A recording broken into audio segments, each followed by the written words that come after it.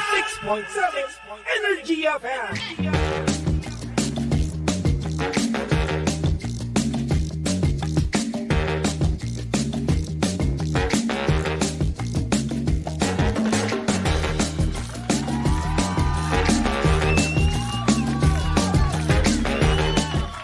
Same, pero iba. We are number 106.7 Energy FM Pangga. Huwag mo sabihin radyo, sabihin mo. Good morning, Luzon, Visayas at Mindanao, Metro and Mega Manila. Siyempre, good morning din sa napakaganda, napaka-sexy DJ Lindsay. Good morning. Hi! Isang magandang morning, baby Toby. Ay, kamusta ka naman? Nako, okay na okay Are you? ako. Talaga? Ang dami kong tulog. Ang dami mong tulog? Simula alas 3. Sana all. Oo nga, sorry. Ay, nako. Anong Feeling nangyari? ko, bumabawi yung katawan ko dahil buti nga naman. ng mga nakaraan hindi ako Buti naman at nakatulog ka, nakapagpahinga ka ng maayos, di ba? Yes, thank you. At kitang-kita naman, napakaganda mo ngayon. Ikaw ba? Ba't ikaw? Ha? Mukha ka naman kompleto sa tulog ang pogi mo. Sure ka? Oo. Talaga? Sabi mo eh. Mukha ba akong kompleto? Mukha naman. Talaga? Oo. Sa mukhang to? Sa matang to? Nakikita ko nga yung mga comments kanina doon sa sa Ano? TikTok eh. Ano? Ang opa ng radio. Uy, ano ba? Hindi Oh. naman. Kayo magkano ba sa inyo na sito? Uy! Magkano ba? Huwag mo Binenta. bibenta. Binenta si Nako. Baby Toby. Alam mo naman, John Jowa ako, no? Pero huwag mo naman ibenta.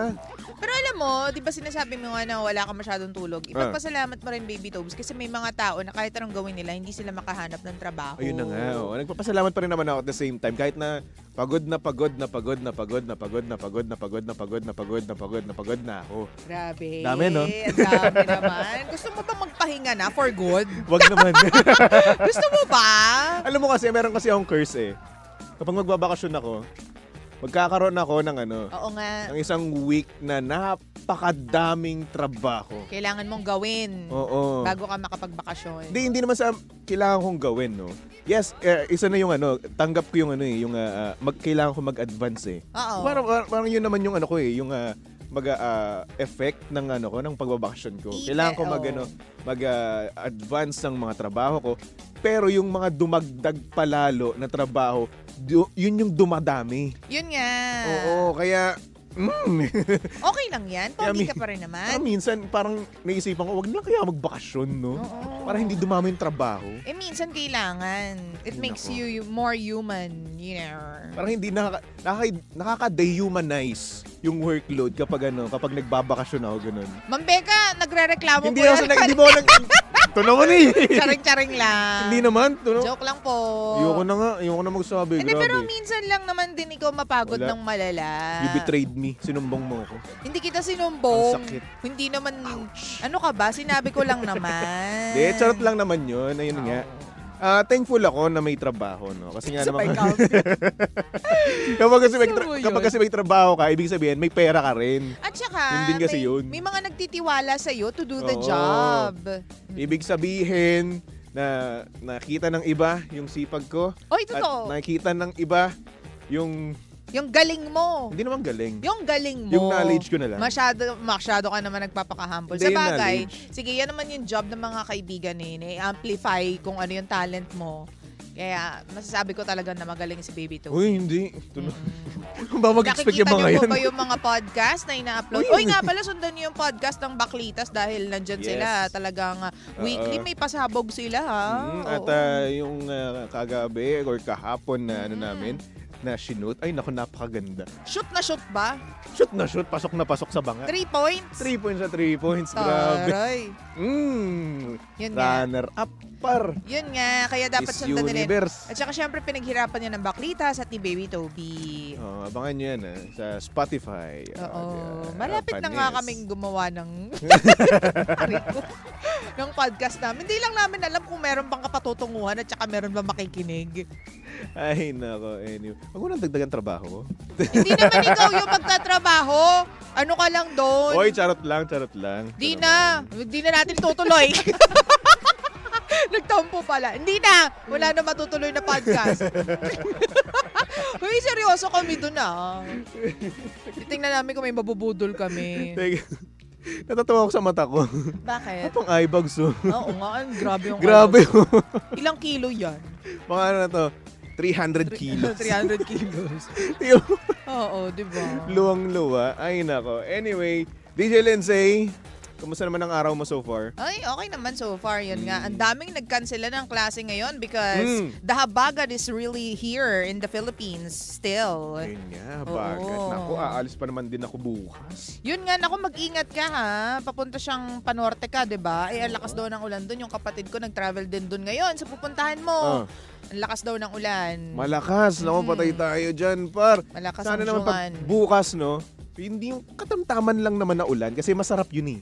Alam mo yung feeling na ano kapag babiyahe ka ng malayo, 'di ba? Oo. Babiyahe ka tapos umuulan, pero hindi naman yung ganong kalakas, no? Mm-mm. Ang sarap nun sa feels, no? Oo, yun Ang sarap nga lang. magnilay-nilay. Parang hindi naman siya yung katamtaman na ulan lang. Grabe yung ulan kanina, galit na galit, bandang mag-aalas 5 yata. Uy. Galit na galit yung ulan kanina, tsaka yung hangin. Sabi ko, teka lang, ano ba? Safe bang pumasok? And then, O will ni hindi? Lord na ano, na pagbigyan ako bukas, no? At katamtaman lang na ulan ang ibibigay sa atin bukas. Mm-mm. Will ni Lord yan na, na magpahinga ako. 'Di ba? Kasi love na love niya tayo. Oo, true yan. True Oo. that. True that. Amen. Ang bait ko. Amen. Ayan. Sabi nga nila, even superheroes need a break. Oo. Uh, Even the best fall down sometimes. ano? sabi sa Collide na kanta. Totoo naman. Even the best fall down sometimes. Oh, Ay, ang diba? dami na mga nag-cancel na ng klase. Dito Oh. sa Manila, wala nang klase. Hinahanap ko nga yung listahan eh. Kasi katalinuhan ko, sinulat ko isa-isa, lahat. Wow. Naiwan ko doon ngayon. O sino may kasalanan? Ako. Wala eh. Di ano, okay lang yan. At Chairman, least, baka di ba? naman. Alam mo, mamaya, pwede mo naman yan sabihin mamaya. Sige na nga. Oo. Hindi kasi Natutuwa baka pa si mamaya, Chairman. baka kasi mamaya may mga nanay at tatay na nakikinig sa atin tas di nila knows. Ito, alam nyo kapag umuulan at napakalakas, kayo na po magdesisyon na huwag na papapasukin ang anak nyo. Oh, pero yung iba Kasi medyo syempre, delikado, delicates. ang Diba? rason ng ibang mga magulang kasi nagbabayad tayo, sayang naman yung binayad natin. Oo, pero syempre, mas okay pa rin naman talaga at mas malaki yung babayaran mo kapag ikaw ay nagpa-ospital ng anak. Uy, totoo yan. 'Di ba? So ako, para sa akin, kung ako magiging tatay, kapag sobrang lakas ng ulan at medyo bumabaha na sa aming kapaligiran, ay wala na, huwag ka na pumasok, umabsent ka na, mag-cutting ka na. True. Chairman, baka hinahanap mo, papel tablet yun bilang konsentidor din naman ako sa pag walang pasok no? Ayun. Hindi kasi, ibang klase nga talaga, may mga nanay talaga na kahit anong mangyari, Oo. ilalaban nila yung mga anak nila. Tama ka dyan. Para lang, alam mo, may matutunan. Yun nga lang alam ko, hindi ko sure ha kung thank you so much, Chairman, isa ka mabuting nila lang. Kung sa Quezon City, baby, nag-cancel na. Kasi kanina hindi pa nagka-cancel sa Quezon City. Ay baka baka wala nang pasok. Or may pasok pa. May pasok pa sila? May pasok siguro. Grabe. Ata. Mm-mm. Not sure. What if lang naman? Oo. Ay, nako. Pero sa Cavite, wala na. Buo Wala na. Wala na. Wala pa lang Pinapasok mo ba pasok yung sa Cavite. pamangkin mo ba? Pinapasok mo ba? Ay, hindi yung papapasukin ng nanay ko. Kala ko pinapasok mo eh. Wala kang Ba't ako kwenta. magpapasok? Hindi, malay ko ba? So sasabihin mo wala akong kwenta, ganun pag pinapasok ko. Hindi kasi nga, Ako nga yung nagkukonsente dito na wag na pumasok yun. Ako pa yung walang kwenta. hindi nga. Salamat For everyone's safety. Salamat Thank you Ito lang mabilis lang, Baby Toby. Wala nang pasok po sa Manila, Marikina, Muntinlupa, Las Piñas, Parañaque, Taguig. Wala na rin pong pasok sa Mandaluyong, Navotas, Pateros. Ayan, wala na pong pasok. Yung video mo naririnig. Ay, talaga ba? Doon sa kabila, sa tab mo. Ay, sorry. Oo. Ay, nako. Friend natin yan. Friend natin yan. Oo. Sa anong istasyon? DZBB. DZBB. Hi, Oy, Sir hello po sa inyo dyan. Weng! De La Peña, love ko yan. Love you, Sir Weng. Hello po. Anyway, DJ Lindsay, pag-usapan na natin ang ating sender. Nako, Mm. medyo delikado na tong ating sender ngayon. Uy, bakit? Bakit? Kasi nga naman, meron siyang girl best friend. Kasi itong kanyang girl best friend, Parang alam ko na yan. itong girl best girl friend niya best- daw, mga ay girl best- chinachansingan daw siya. Ay? Daw, ha? May ganon, quotation, daw. Okay. Paano? Let me hear it. Eto na nga, etong kanyang girl best friend ay di umano na sinisiko daw ang kanyang manoy at minsan finger daw yung ginagamit. O edi hindi Kasi nga naman, ito lang yung para sa akin ha. Normal yung gano'n, yung tipong hindi naman sinasadya, di ba? Yung siko. Minsan siko naman talaga natin, minsan forearm nga. Baka biruan lang. Yun nga, ito kasi, kumbaga, hindi naman siguro sa chancing na sinasadya. Siguro ito yung point na kusa lang nangyayari kapag ginagalaw mo yung kamay mo, di ba? Nasasagi rin naman talaga. Yung ganun, pero hindi naman siya sinasadyang chancing, di ba? Baka nga. Ganun yung nangyayari. O kaya, or hindi aware yung girl best friend mo na she's gone too far. Diba? Na medyo sobra na nga yung mga pagbibiro, ganyan. Tama. Kaso, eto nga lang si Guy, no? Etong ating sender. Nagkakaroon nga ng feelings. Doon, nabebetan niya na yung kanyang girl best friend. Naku, baka naman. So kaya nga, etong naisip ko, no? Kasi medyo may pagka-detective ako nung bata ako no? Okay. So edi ang ano ko dito, ang conclusion ko dito, nagkakaroon ng meaning, no? Yung mga ginagawa or nagagawa ng kanyang girl best friend kasi meron na siyang gusto. Diba? Kasi ganoon naman talagang nangyayari, diba? Sa mga tao, ito sa realidad lang naman, no? Kapag meron tayong feeling sa isang tao, no, yung mga kabutihang asal, yung mga ginagawa ng ating kaibigan, no, talagang may meaning para sa atin. True. Pero kung wala ka namang gusto doon sa kaibigan mo na yon, wala lang yan. Wala Totoo. kang pakialam. Totoo Diba? yan. Diba? Ganun yun eh. Totoo nga. Kasi minsan, nalalagyan ng kulay. Kumbaga nagiging bias tayo. Diba? For example, si Kapitana Sisa lagi niya talagang hinaharot si Toby. Oo. Pag nagkikita sila, tapos nananahimik si Toby, bigla na lang yayakapin, bigla na lang, alam mo yun, In fact, haharot kinikis pa nga ako ni Kapitana dito sa cheeks. Kita naman yun sa mga pictures, diba? Pero, syempre, ikaw ba may ibig sabihin sa'yo yun? Wala. And I'm sure kay Kapitana Sisa, Wala siguro. Walang ibig sabihin yun. At eto pa, si Jimbo pa, nag-kiss pa sila sa lips. Wala ring, alam mo yun, pero wala lang yun. Katuwaan lang yun. Dahil wala naman talagang romantic love na nandun or something na, alam mo yun, interest na sobrang deep para, alam mo yun, ano tawag dito, para mag-bank sila doon sa mga ginagawa nila. Diba? Yung mga ganun, walang mali siya. Diba? Kapag kaibigan mo lang talaga. Ngayon, kapag may feelings ka, no, mga ganyang bagay, ay, naku, may meaning yan. Di ba? May meaning yan. Iisipan mo kagad na, ay, gusto rin ata ko nito. Kasi ang nangyayari kasi nagiging delulu ka na eh. Diba? Ikaw, ano ba yung mga pagkakataon na akala mo mutual yung feelings ninyo pero turns out hindi naman pala? You make kwento for the context. Ha? Kwento mo para sa context. Hindi mo naman papangalanan. Diba kasi nangikinig eh. Hindi. Talaga ano ba? naman? Fresh to. Ay, hindi. Fresh to. Hindi. Ano? Baga yung mga kabutihang asal, di ba? Eto, minsan kasi ang nangyayari. Grabe naman yung kabutihang kapag sobrang, kapag kasi sobrang care mo dun sa isang tao, no, iisipin mo na, ay, parang may something ata to. Iisipin mo, kasi may gusto ka nga eh. Diba? Kapag nagkikare sa'yo yung taong gusto mo, parang iisipin mo agad na may gusto rin ata to sa akin. Okay. Kasi nagkikare siya eh. Diba? Where in fact na, ganun lang pala talaga siya. Sa iba niya pang mga tropa, nagkikare din siya. Ganun. So caring siya. Care bear siya. So ngayon, ang nangyari, di ba, nung inisip mo na nagkaroon ka na ng mga imagination, lumalim tuloy yung nararamdaman mo. Hanggang sa, pag umamin ka na, ire-reject ka niya. Diba? Washing. Oh my gosh. Parang fatality, ano yun eh, slow death. Diba? Diba? Nakakaloka. Yung tipong kapag G ka, na-give ka na. Ng 100% mo. May effort ka. Pinupuntahan mo pa kahit saan. Mini-message mo mayat maya. Tapos sinusurprise mo ng mga bagay na tinatanggap niya naman. Kaya akala mo, mutual kayong dalawa.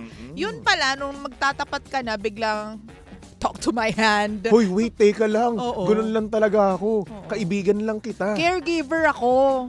Nag-care lang din talaga ako sa mga tropa ko. Diba? I care, but I don't love you or like you. Ouch. So, sorry naman to you, no? Sorry naman na I took the signs, no, differently. Diba? Kawawa naman. Kaya nga sabi ko nga sa inyo, hintayin nyo na sabihin sa inyo ng tao na gusto ka niya. Kasi mahirap talaga yung mag-assume, Baby Toby.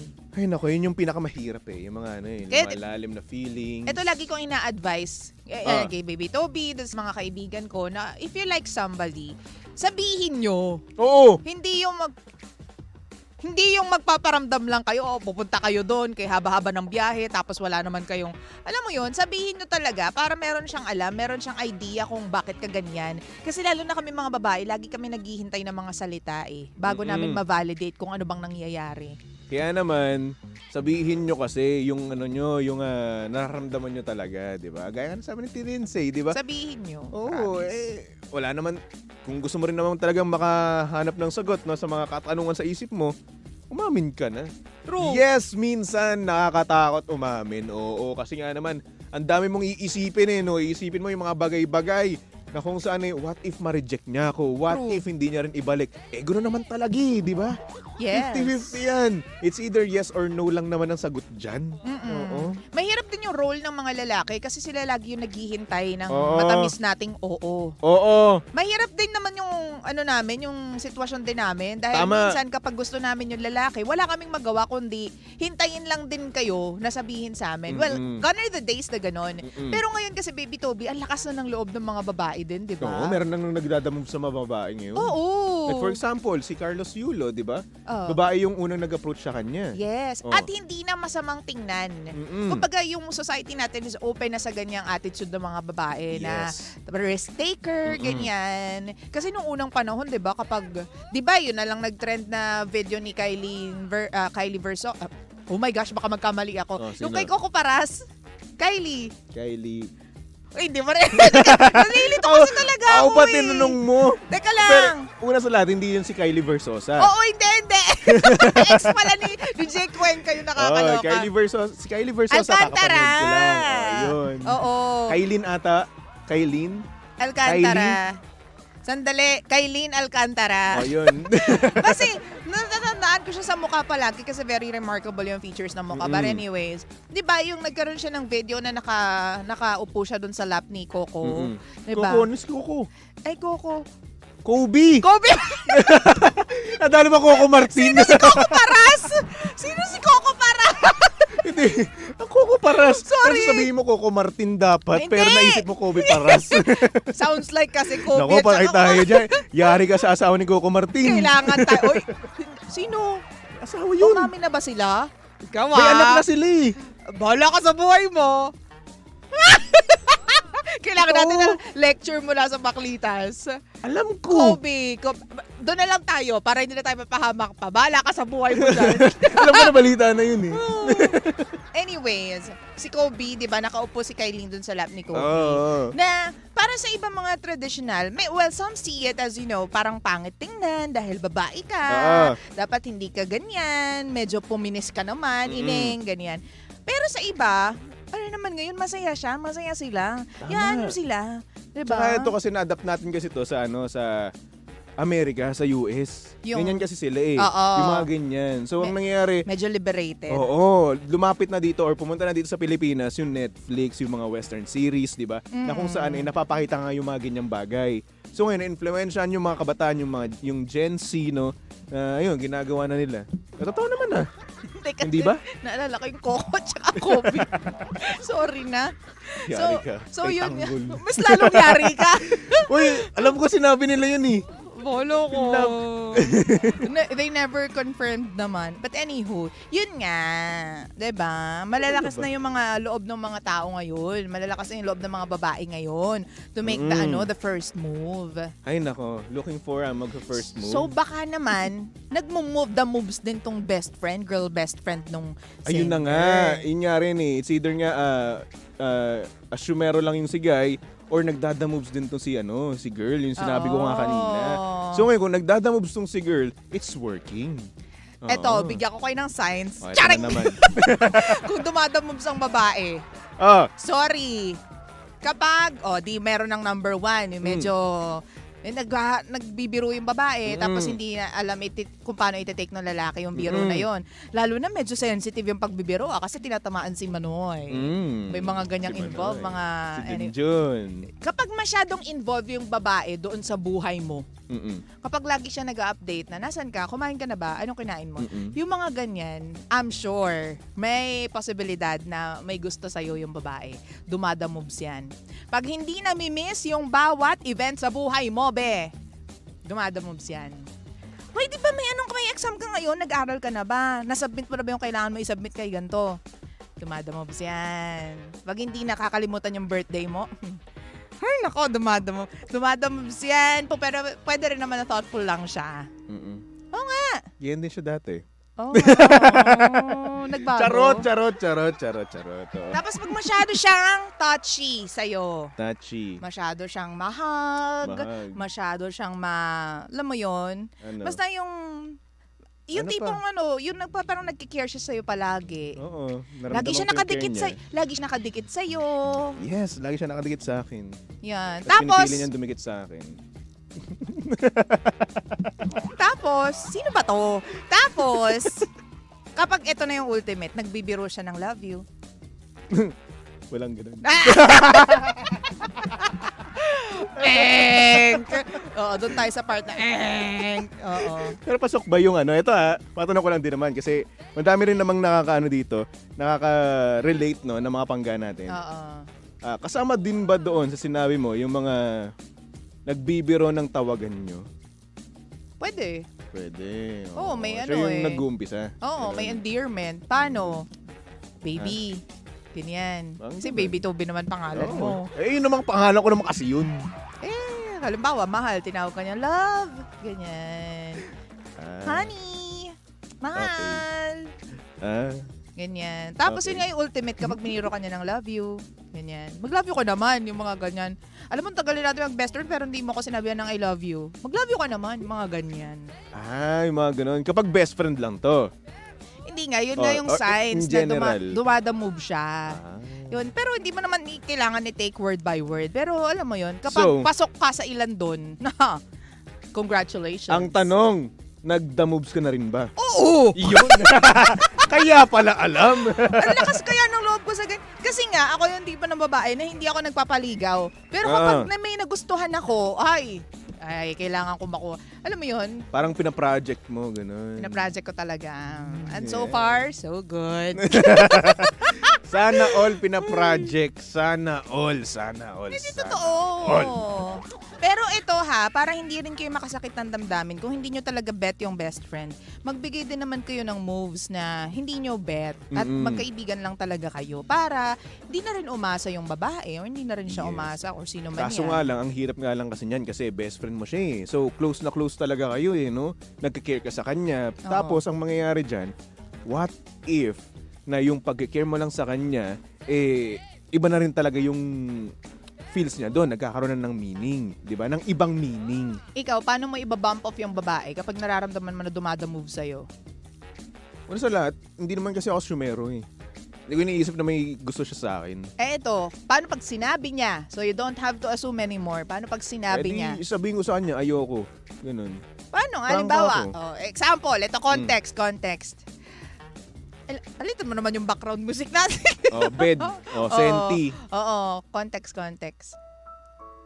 Alam mo, ikaw talaga, Baby Tobin, tagal-tagal na natin mag-best friend Oo nga Tanda mo na. Baho mo pa. Uy, grabe ka naman. Etong mukha na to, tsaka to amoy na to, ilang taon na rin magkasama, ilang taon ka na rin kasama, no? Tsaka matagal ko ng, alam mo yun, dami ko nang tiniis sa'yo. Kasi nga, nagtitiis din ako sa'yo, wag kang fine, no? Mahal mo ko kahit papano, kaya tinitiis mo. Hindi, yak, maghunus dili ka naman. Girl, ganda ka? Chicks ka? Dali na, sabihin mo naman kahit minsan lang. Ay naku, hindi, Love you. I hate you. Love you. Shoo, doon ka. Chupi. Pag di ka nag-I love you to, friendship over tayo. Di FO na tayo. Grabe ko naman. Matitiis mo ba ako? Siyempre hindi, di ba? Okay lang ba sa'yo na mawala ako sa buhay mo? Oo naman. Sino ka ba? Tingnan mo nga yung bigote mo sa mukha. Ang kapal-kapal lang, mag-ahit ka nga. Grabe, wala naman. At yung ilong mo, may kulangot ka. Ang baboy mo. Nakaka-turn off ka talaga. Alam mo kasi naman, Bes, no? Meron tayong magandang dito magandang sitwasyon. Friendship, di ba? Yung mag-I love you lang, minsan lang I love you. I love you. Okay na. Gusto ko yung malambing naman. Grabe ito naman. Napaka-choosy mo naman. Yung tipong parang girlfriend mo ko. Ganun. Girlfriend. Ba't hindi mo ba Ito tanong lang natin bilang mag-best friend naman tayo. Hindi mo ba nakikita na balang araw magiging tayo? Hindi. Grabe naman yun. O bakit? Grabe ka naman. Parang sinabi mo naman na hindi ako kamahal-mahal. Hindi naman, kamahal-mahal ka. Pero nga lang hindi in a way na tutsuwain kita kasi magkaibigan tayo. Tropa lang tayo. May mga babae na pang jowa, may mga babaeng pang best friend lang. Ang sakit naman nun. Ouch! Wow, in love ka sa akin? Grabe ka. Pero paano pag sinabi ko sa'yong, oo, in love talaga ako sa'yo. Ha? Seryoso ba yan? Tagal ko na itong tinatago pero paano kung oo nga? Oo nga. Paano kung oo nga? In love nga ako sa'yo. Paano kung ganun nga? Teka, paano ba to? Medyo awkward na eh. Love you. Lara? Hoy! Lara! Tatampalin ko yung mukha mo. Ayusin mo, Lindsay, yung pangalan ko. Lindsay? Pasensya ka na. Bakit? Kasi Humarap ka sa akin. si Jimbo talaga ang gusto ko. Uy, kailan ka pa nagmahal ng pets, animals? Naiintindihan ko yung pagmamahal mo kay Jimbo kasi pet lover talaga tayo, di ba? Kaya nga tayo magkasundo. Hindi sa ganun eh. Oh. Iba na yung tibok ng puso ko kay Jimbo. Kahit na minsan, mukha siyang Muroami. Oo, madalas. Hindi minsan. Kita mo nga yung forma nun palagi. Gusto ko na siya. Seryoso ba? Seryoso tong nararamdaman ko kay Jimbo. Pare, mahal mo ba ako? Ganon? Oo. This guy's in love with you, pare? Oo. Paano naman ako? Matagal na rin kitang mahal, pero bakit si Jimbo yung... Bakit si Jimbo? Bakit hindi na lang ako, Toby? Kasi nabibigay ni Jimbo yung hindi mo kayang ibigay. Lahat naman kaya kong ibigay sa'yo. Sabihin mo lang. Kaya mo bang ibigay yung talong mo? Ali! Ha? May talong ka ba? Magpapalit ako! Hindi titigas ang talong mo. Hindi! Kaya ko to! Gagawin ko ang lahat. Hindi. Mahalin mo lang ako. Matagal na tayo mag-best friend. Matagal ko na rin to tinatago, Toby. Mahalin mo ako kasi matagal na ako nagmamahal. Hindi mo lang napapansin. Lindsay, tigilan na natin to. It's not you. It's me. Wow. Oh. Ikaw bahala. Alis na ako. Woo! So, ganyan ang mangyayari. Diba? Ba't naman grabe ka naman kay Jimbo? Mahal natin ang pet natin. Ikaw nga sabi pa Muroami. Grabe ka rin. Uy, bakit? Ikaw rin naman ha. Kadalasan mukha siya Muroami. Loko to. Pero hindi nga. If you're willing to risk the friendship. Yes. Then risk it, no?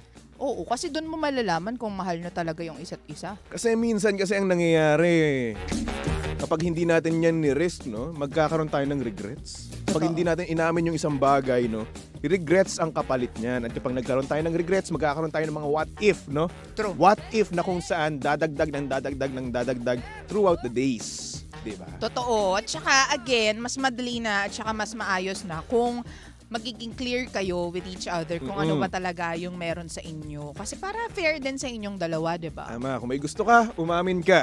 Whether ma-reject ka o hindi, at least umamin ka at clear yung intentions mo sa kanya at clear yung nararamdaman mo sa kanya. Correct. Diba? Tama. Hay nako. Anyway, susunod na ang napakaganda, napaka-sexy DJ Lindsay para sa programang Lihim ng Liham. And of course, nakasama mo't nakalandian ng hot baby boy ng radyo. Walang iba kung hindi si Baby Toby. At syempre si Baby Toby ay pwede niyong stalk at i-follow sa lahat ng kanyang social media accounts. Hanapin niyo lang Baby Toby 1067. Okay? Okay! So for our next song, here's a song from Elton John titled Cold Heart. Yeah. Cold Heart. Cold, cold heart, my achy, breaky heart. Oh, hindi yun. Ay, anyway. Hindi pa Sunday. Okay. Pumunta ko lang dito sa estasyong same, pero Iba! We are number 1, 06.7. Energy FM Panggawag mo sabihing radyo. Sabihin mo.